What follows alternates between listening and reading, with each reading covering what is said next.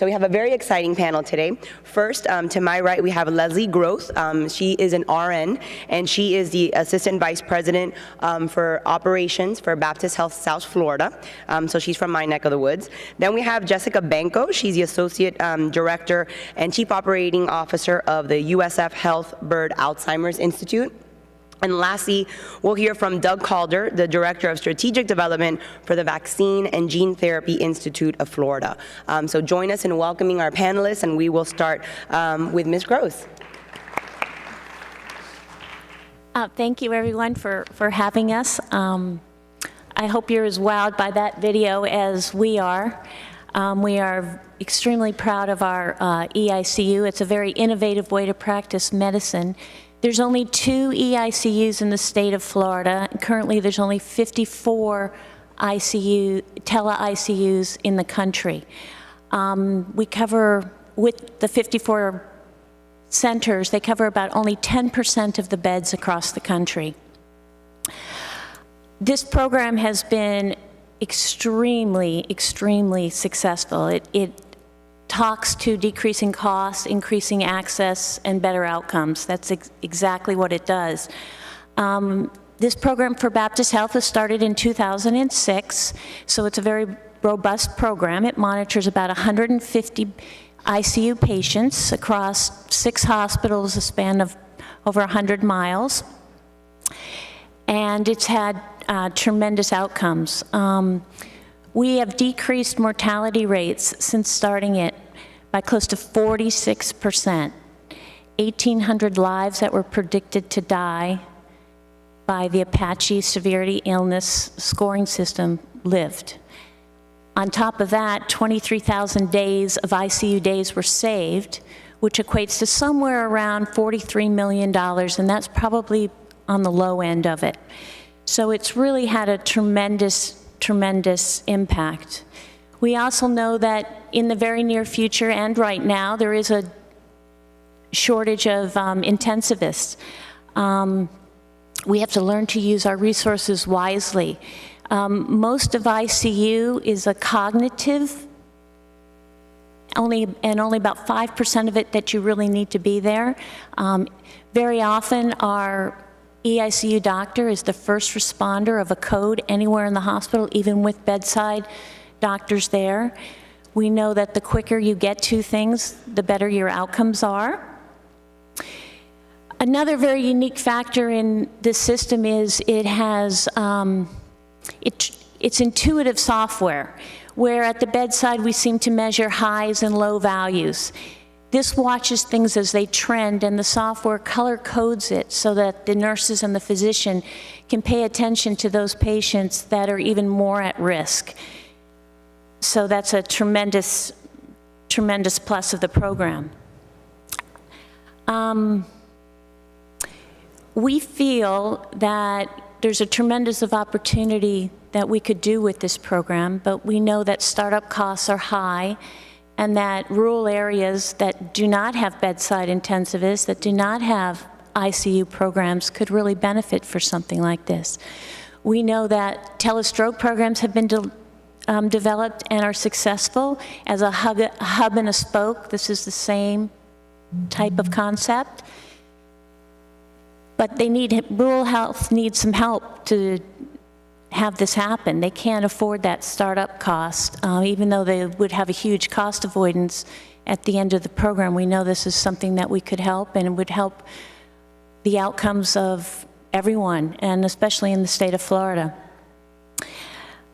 So that's what we're all about, and we keep people safer. The patients love us. In fact, when they leave, sometimes they look at the camera and they say, "Can you please come with me?"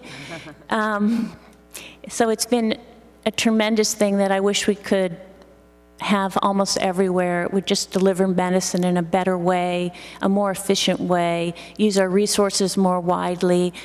A second set of eyes always has good outcomes, and obviously you can tell I'm very, very proud of this program, and I think it has tremendous offerings to the state of Florida. Well, clearly, you've been very successful with the work down in South Florida, and I'm sure we'll talk some more about how we can expand that throughout the state. Next, we're going to hear from Jessica Banco with the Alzheimer's Institute of USF. Representing one of the largest Florida academic medical centers, you all look to us not only to train tomorrow's providers, but also to develop tomorrow's treatments, technologies, and innovate healthcare delivery. And I'm going to tell you about 2 ways very relevant to Florida today that USF Health is doing this. In 2012, we opened the Center for Advanced Medical Learning and Simulation, CAMLS. This is a 90,000 square foot state-of-the-art facility that combines every possible form of health professional education and training under one roof. CAMLS is also home to the Tampa Bay Research and Innovation Center, and there you can find the complete suite of necessary tools and infrastructure for our partners to take developments in medical devices all the way through the commercialization process. And I can sit here and tell you about how pairing medical experts and simulation technology reduces errors and improves patient outcomes, but I think it's a bit more effective for me to show that to you, because CAMLS takes everything we know about the benefits of training and assessing through simulation and elevates it through the stratosphere. I have 2 videos that demonstrate 2 of the 5 components of the Surgical and Interventional Training Center at CAMLS. And when you watch them, you're going to think to yourself, why haven't we been doing this all along? You know, and the truth is that there are components of CAMLS that can't be found anywhere else. And so I'd like, if we can we roll the hybrid and the trauma OR clips?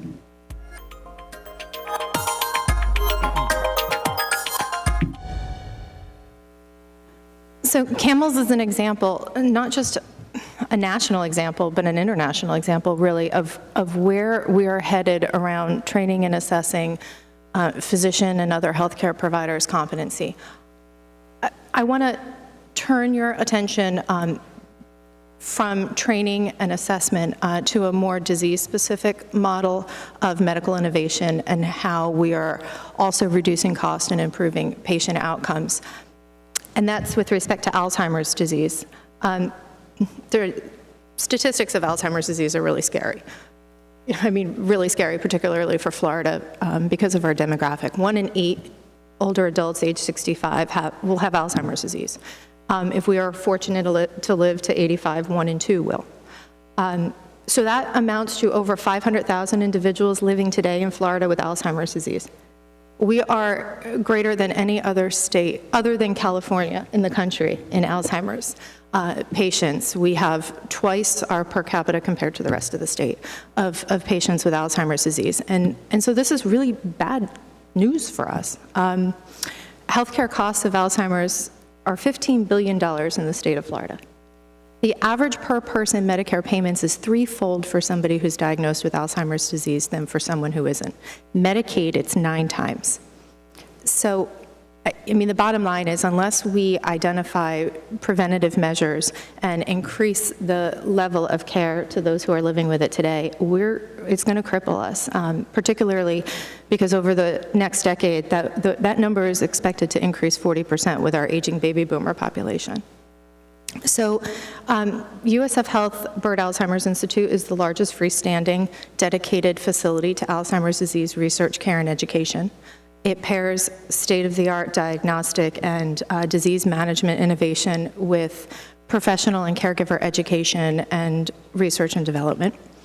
It is located in Tampa. I have another demonstration video of one of the ways in which the Institute is pioneering a new level of care delivery. And this is where, in one location, an individual can access all the services related to diagnosis and disease management that they will need over the continuum of Alzheimer's. If we can roll that. I mean, it's a real puzzle for Florida. One of the pieces is early and accurate diagnosis, and we're developing new computer-assisted facilitated screening measures and using cutting-edge technology to diagnose earlier and more accurately the disease, like the PET scan. But that only goes so far, of what we can do within the walls of the Institute. Some of the ways that we're making impacts today to reduce costs is by working with our hospital partners. Two measures that we take with them are to help them develop acute care units for the elderly. These are ACE units that you may have heard of. They're much more popular on the West Coast of the country than here. I actually only know of one hospital in Florida that has an ACE unit. And that's not sexy stuff. I mean, we're not talking about major capital investment on the part of the hospital, although I would love to see an EICU in every hospital that's taking care of these individuals that aren't coming to the hospital because of Alzheimer's disease, and oftentimes, we're only diagnosing it formally 20% of the time. So oftentimes, it's a comorbidity that the hospital and the practitioners are not even aware of. But acute care hospital stays for an Alzheimer's or a demented individual is unnecessarily longer because we know that the disruption and the destabilization of the disease that acute hospitalization causes delirium, longer stays in the hospital, poor post-discharge instruction compliance. And so it's not surprising that complications surrounding Alzheimer's disease are one of the leading reasons for 30-day readmissions.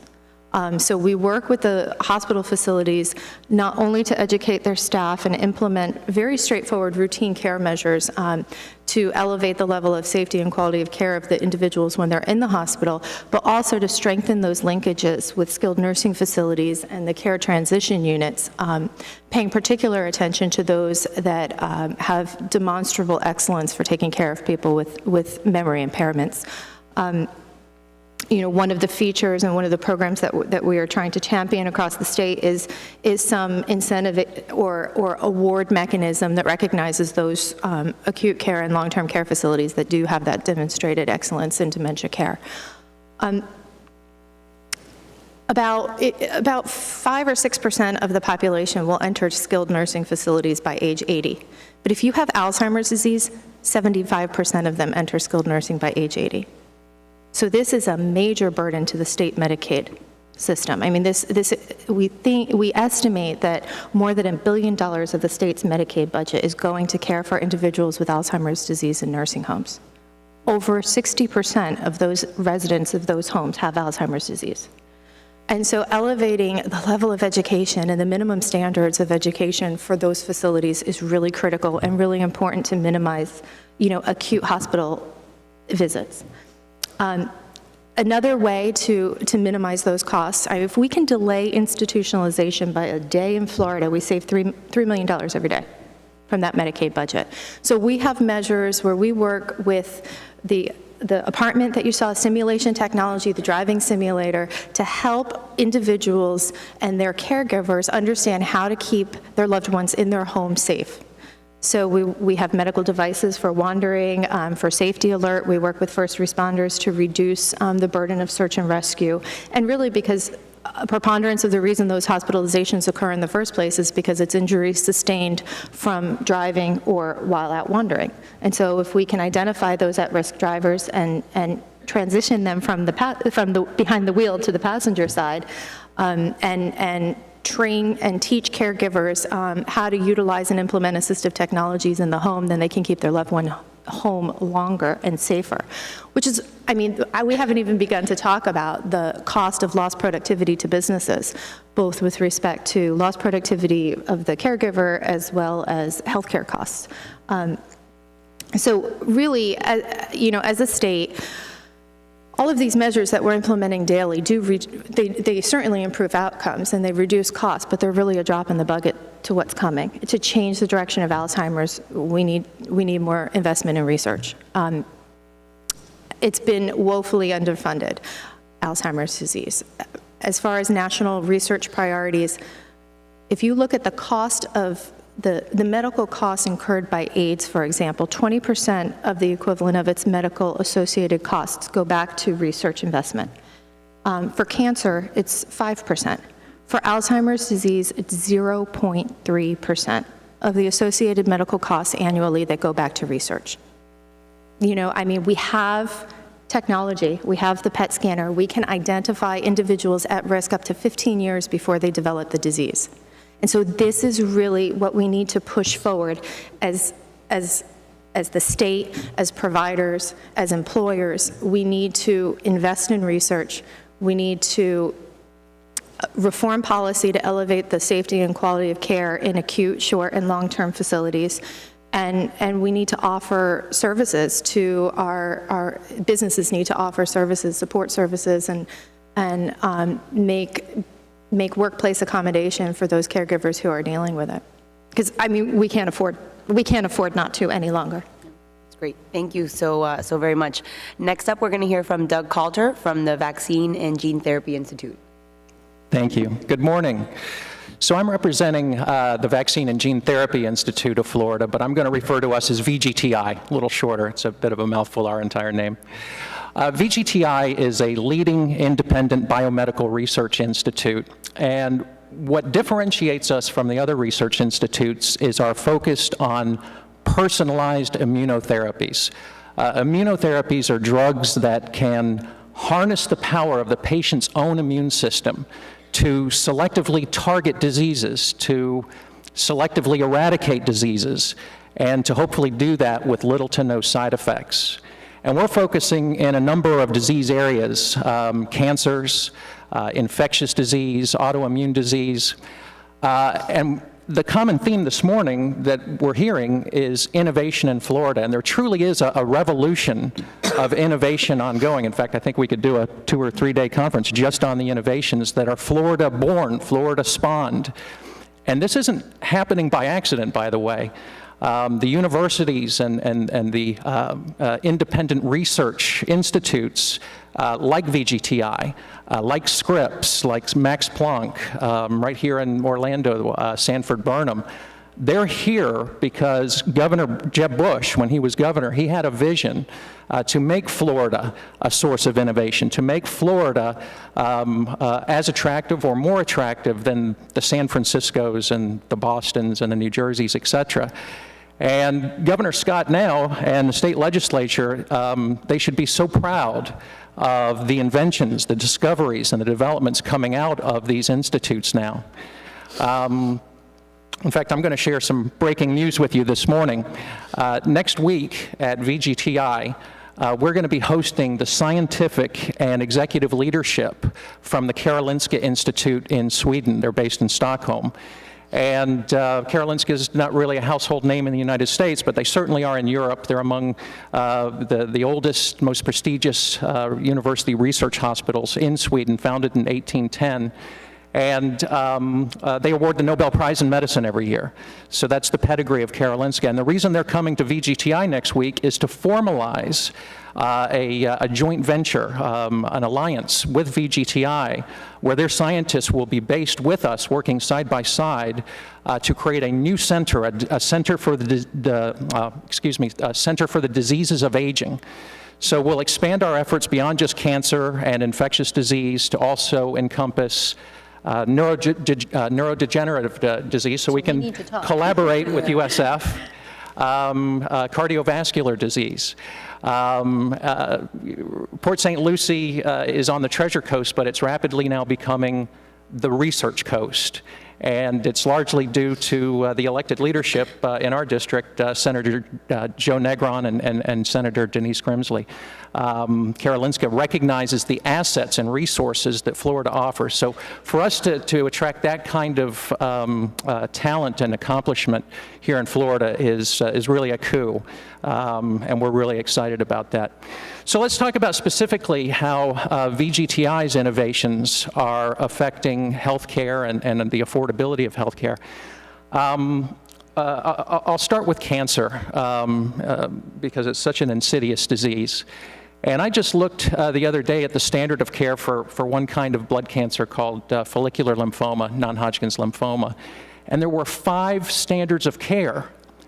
So an oncologist, when he goes to the NCCN guidelines, that's the National Comprehensive Cancer Network, when that oncologist goes to those standard of care guidelines, which one does he choose? It's really physician's choice. You try one. If it works, wonderful. If it doesn't, we try the next. And these are all therapies that are, for lack of a better word, carpet bombing the poor patient with devastating side effects, combining chemotherapies and radiations. However, there are alternatives now that are coming out of institutes like VGTI in terms of personalized precision medicines. And I'm talking about, in one instance that we're developing, personalized cancer vaccines. And it's all a tangible, real-world result of the Human Genome Project, which took 13 years at a cost of roughly $3 billion. But now we can sequence the human gene at our genomics center at VGTI in a matter of hours for a few $1,000s per genome. And in fact, it will be a few hundreds of dollars in the short years to come. The technology is accelerating at lightning pace. So why would sequencing a genome help us cure cancer? What we can do is we can identify all of the tumor-specific antigens, or in other words, the targets that are exclusively expressed on those cancer cells that are not expressed in any of the healthy tissues, and create vaccines that train the immune system and recruit the body's own immune cells, like T cells and B cells and cytokines, and create small armies, if you will, that selectively target and eradicate those cancer cells. The other thing we're doing at VGTI is a technology called adoptive T cell therapy, where we're actually taking T cells from the patient. These are immune cells, killer T cells, and immune cells out of the body, training them by sequencing a biopsy of the tumor cell, training them to selectively target those cancer cells, and then growing those T cells out of the body in a bioreactor and infusing them back to the patient. And again, an army of immune cells, if you will, that are capable of hunting down those tumors selectively and curing patients. And it's working. It is working. Last year, Science magazine actually declared that cancer immunotherapy was the breakthrough achievement of 2013. It's working in leukemias, it's working in malignant melanomas, but it's only the beginning. The revolution is just starting. A lot of work to be done. I'll also touch on infectious disease a little bit. We are developing a universal flu vaccine. And most people don't think of influenza as an urgent, unmet medical need, but it is. We're still losing roughly 40,000 Americans a year to complications from the flu. And of course, with the mutations, swine flus and avian flus, and this new one that's emerging in China, H7N9, is particularly difficult to treat, even in young, healthy adults. So the way to combat the flu is to create a health intervention that would be relevant and provide clinical benefit, resistance to all strains of flu, regardless of the mutation of the strain. Right now, hopefully we're all getting our flu vaccines, especially with the weather outside these days. But we're at the mercy of the CDC in Atlanta, the Centers for Disease Control, that they're going to predict the correct strain each flu season. And most of the time they get it right, but sometimes they don't. So we're not always offered optimum protection. But if you think of the flu vaccine like a matchstick, the head of the match is really the portion of the flu virus that is mutating. The stem of the matchstick is not mutating, it's staying very constant. So at VGTI, we are developing a universal flu vaccine that's taking that constant region and loading it into a new technology called a VLP, which is a virus-like particle, and able to manufacture this vaccine far faster, far more cost-effectively, far more efficiently than current modalities, which are chicken eggs. We've been using chicken eggs to manufacture vaccines for nearly 75 years now. It's about time we updated that technology. So these are just a few of the immunotherapies we are developing at VGTI, and of course we'll be expanding that into vascular disease and neurodegenerative disease and autoimmune disease with the help of the alliance with the Karolinska Institute. And I can't stress enough the need to continue to invest in research, discovery-based research. Our keynote speaker this morning, he talked about the NIH not necessarily being the single source of innovation. And he's right to a certain degree. It's not just the NIH, it's our universities. It's also our independent research institutions. But all of these institutes are funded by funds from the NIH through grants. And our keynote speaker talked about being out at JP Morgan last week, and I'm a former investment banker, so I've been out there a lot of times myself. What he failed to note is those companies that are raising investment dollars, those VC funds, those institutional investors, those Wall Street bankers, they are investing in discoveries that have already been made. They're not investing in bench research. They're investing in discoveries that were licensed from institutes like VGTI, from universities like USF, and through CRADIS, what's called a Cooperative Research and Development Agreement with the NIH. That's where that technology is being founded. And then once it gets to a certain maturity in terms of preclinical data, then big pharma, big biotech, as well as innovative emerging life science companies then license that technology and raise the VC money and raise the Wall Street money. But the discoveries are made in the universities, the research institutes, and the NIH. So I urge us all to continue to invest in discovery. This is great. Thank you very, very much. I think you've given us all a lot of food for thought. And as we can see, I don't know if you guys caught this, but there's already collaborations happening right here on the stage. And I think that that's exactly not just what the whole summit's about, but of course, what our panel is about as well. I'm going to open it up for questions, unless any of you want to make some quick comments, but I'm open it up for questions from people. While you're walking around, getting to the first question, I'll just say, not to put too fine a point on the last point that Doug made, but all that intellectual property that is developed stays in the state. That is a potential very large source of revenue and attraction for further, to leverage for further opportunities. And so he's absolutely right. I always kind of think of the spectrum of where all the pieces lie, and the universities and the independent research institutes lie on one end, developing the new idea, having the ideas and developing the infant, so to speak, technologies. Then you have the biotech companies that license that technology, and for a fee, to those institutes and universities, providing a direct revenue generation to them to develop them and mature their development in the preclinical stage. And then as Doug pointed out, that's really when your industry partners, your large-scale pharmaceutical companies and large-scale biotechs come in and then doubly license it and take it into clinical trials and hopefully translate it into a meaningful bedside approach. So that's the first key. Keep that intellectual property in Florida. Mm-hmm, mm-hmm.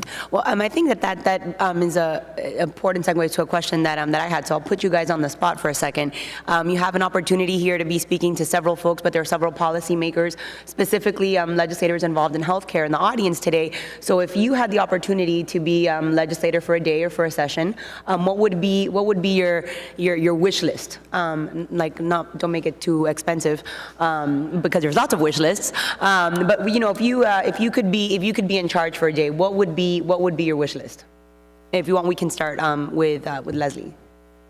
I would wish that the telehealth would be reimbursed and that there would be funding for startup projects in the state of Florida that we could really Because right now, this is impact. something that Baptist has just invested on their own. Correct. There's no reimbursement for this. We spend about $5.2 million operating that unit. But again, the cost avoidance of it just for last year was $14 million. Mm-hmm. So, but it would be nice to be reimbursed. Right. That would get a lot more credibility with it and be able to spread much further. Absolutely. I think you shared with us a little bit your wish list. Yeah, I would ask for a meaty Alzheimer's agenda. We have, the governor announced earlier this week, a commitment on the part of the state to cancer. Mm-hmm. We've seen what that investment has made nationally, right? We have National Cancer Centers of America designated cancer centers of excellence in Florida because of the recurring investment in cancer research and innovation in Florida. We've just been able to attract the Cancer Institutes of America's headquarters to South Florida because as a result of that, and there's now going to be a further infusion into the research agenda on cancer. You know, we've seen it also successfully for alcohol and tobacco-related disease. It's time to do it for Alzheimer's disease. We have to, from an economic perspective, we have to out of responsibility to our constituents. Absolutely. Well, the first thing I would do is applaud and thank the governor and the legislature for actually getting it right with regards to the life sciences in Florida. Again, VGTI wouldn't even be here if it wasn't for Governor Bush's original vision. And the beauty of bringing 9 institutes like the Scripps and the Max Planck's, et cetera, is they are much more complementary than they are competitive. We are finding areas of collaboration to accelerate our own research, as well as our peers. But if I had a wish list, I would say number 1 on my wish would to get a delegation to Washington, D.C. and say, you cannot cut the budget for the NIH. It's just far too important. These are the cures of tomorrow. All of us in this room cannot take for granted the impact that vaccines have had. 100 years ago, there would be hundreds of thousands of us in this country suffering from diseases like polio. Polio doesn't exist anymore, at least in this country, due to vaccines. And that kind of innovation comes from the NIH. So we've got to restore that federal budget for discovery and research. Questions from our audience members. Nobody has any questions? Oh, Speaker Feeney? I don't have a question, but I do have a microphone. All right. That can sometimes be a dangerous thing. Does nobody has any questions? Really? Great. Well, it just means that you have wowed our participants so much today, and I hope as a result of this, these collaborations continue. Really, what we've seen is that that while we still have a long way to go, certainly technology has, and these innovative partnerships have made us overall as a nation healthier today than we were a generation ago. But really, to your point, what we need to be doing now is investing in that future, so that these are not just isolated successes, but rather on a much broader scale. So again, thank you all so very much, and if everyone would join me in thanking our panel, we appreciate it. Thank you.